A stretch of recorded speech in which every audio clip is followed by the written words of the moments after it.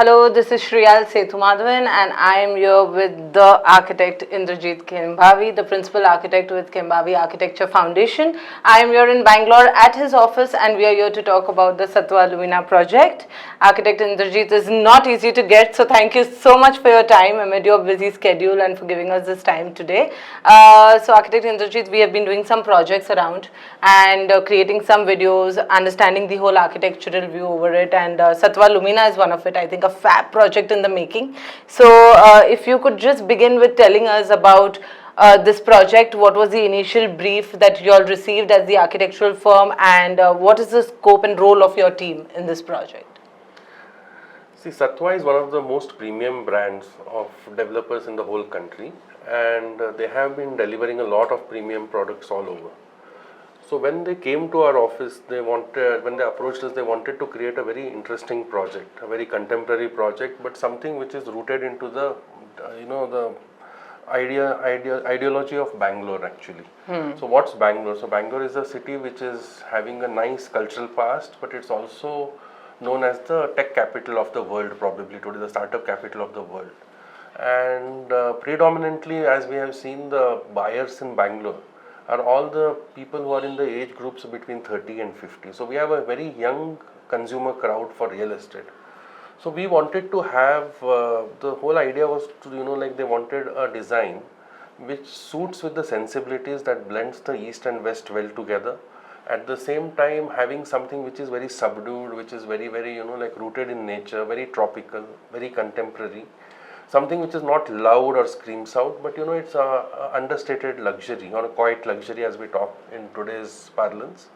So this was the brief that they had, and obviously they wanted to have a home which is well sized to fit in a good family, a nuclear family which can also accommodate the extended family with a good mix of entertainment, a good mix of lifestyle, and of course all the functional elements that go with it. And also the southern market is extremely Vastu conscious. So, that also plays a very strong role when we design any project. So, these are all things that entailed the brief, and that's how we started working and designing the project. So, Sattva Group is into high-end development and we all know that. So, how does that influence your choice of, material and the design language that you create for their projects? See, Sattva is an extremely mature brand. So they have done a lot of work in commercial, in residential, logistics, data centers. They have done a lot of work in different segments of the industry.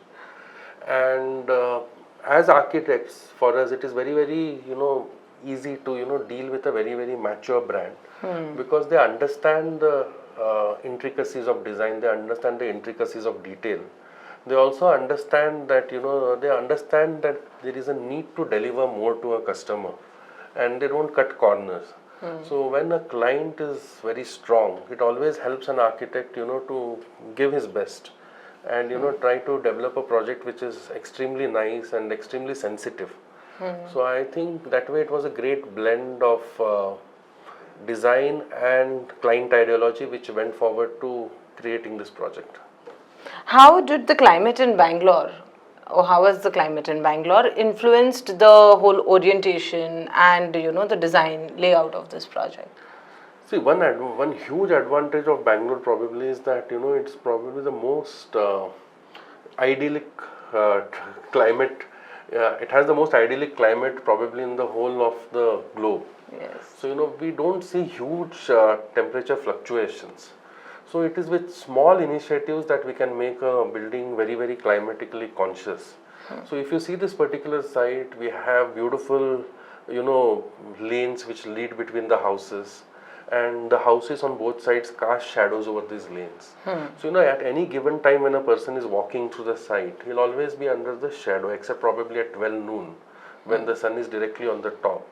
So the way the houses are oriented, it's always a very shady place on the outside. As far as the insides are concerned, again we have worked out the shade factor in such a way that it doesn't get a direct thermal gain. So we did not have to go in for major interventions to cut the temperature, cut the heat. But of course a lot of climatic planning in terms of orientation and windows and the air movement has been envisaged in while designing this project. And this also impacts in decision making when it comes to choice of material and in what part of the project you have to use it.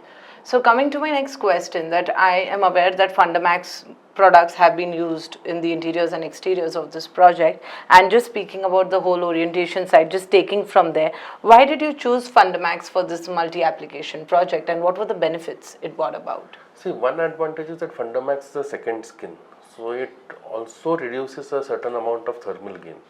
The second thing is that Fundermax is an extremely durable product. It's a very, very refined product. It doesn't show defects in the joinery or the junctions and all that. It gives an extremely seamless look. It's very, very long lasting. And I think the beauty of this particular product is it can take care of climate vagaries. Like, it has been very successful in extremely cold regions which have snow. It has been very successful in, probably hot regions. So, in fact, I think one of the first projects in Bangalore where Fundermax was used was our own project in a commercial building. And since it was used, we have always been seeing that it's a brilliant product. They have a fantastic color palette. They have very nice grains which emulate the warmth of wood, which is what we have used in this particular product. It also adds to the modern tropical feel of the design, which has come in as a design language of this particular project. So overall, I feel it's a very versatile project. It's a very interesting project. It's a very durable project. It's a fireproof material, fire resistant. No, I'll not say fireproof. It's a fire resistant material. So when we look at all these factors, I feel it's a phenomenal product to use for any project. What's that one highlight of the Sattva Lumina design that really defines the building?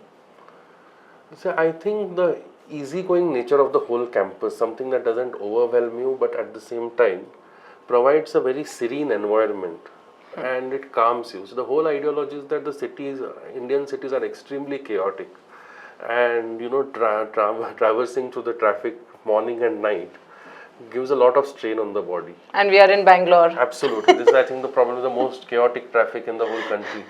And so the whole idea is that the moment one enters the premises, the blend of landscape, architecture, the softness of lines, I think is something which relaxes the mind as soon as a person steps in onto the site.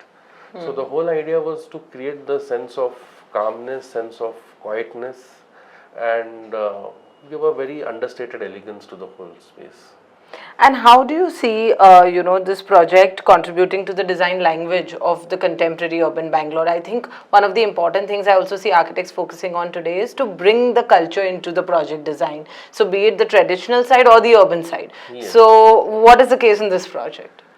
See, the thing about southern part of India is that, people are very, very understated in their approach. You will not see a lot of ostentation which happens. You will not see a lot of showcasing themselves. People are very quiet and people are extremely restrained, and I think ideologically and culturally they can adapt very well to spaces like this, which exude comfort, which exude warmth, rather than having too many things which happen, which speak out an address.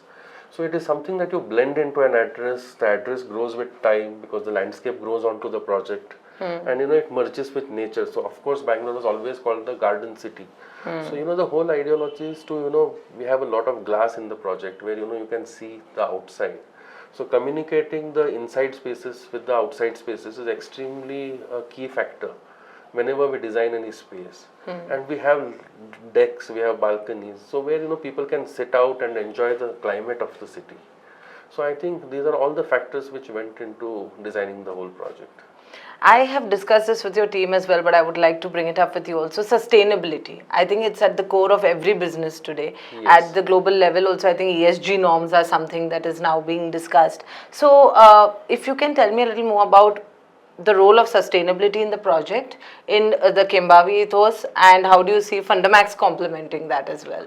See, we have probably been talking about sustainability even before the word became popular in the market.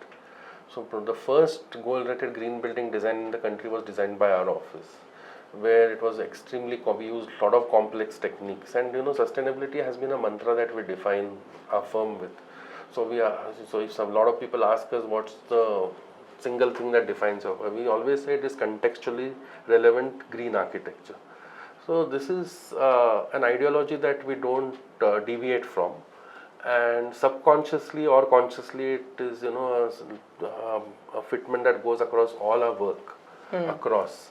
And it is like we are also very, very careful that we don't get carried away by the word sustainability, because a lot of people relate sustainability with like materials like terracotta or brick.